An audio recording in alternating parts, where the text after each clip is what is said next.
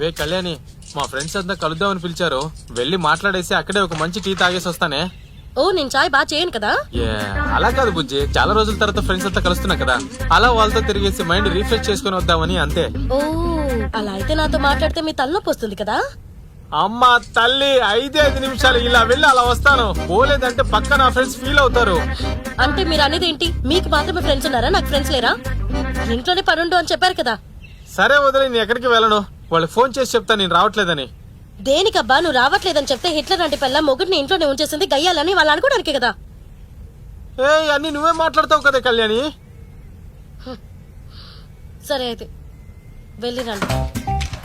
వెళ్ళేదా? కోపమేం లేదు కదా? లేదు.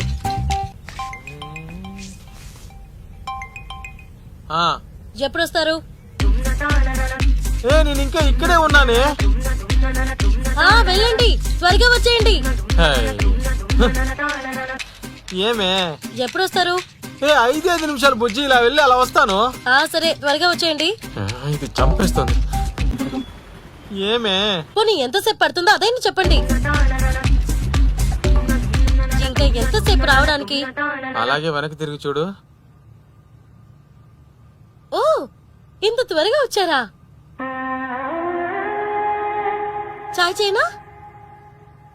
చాయ్ చేస్తావా? చెయ్యి. చేసి అలాగే తెచ్చి నా తల మీద పోసి.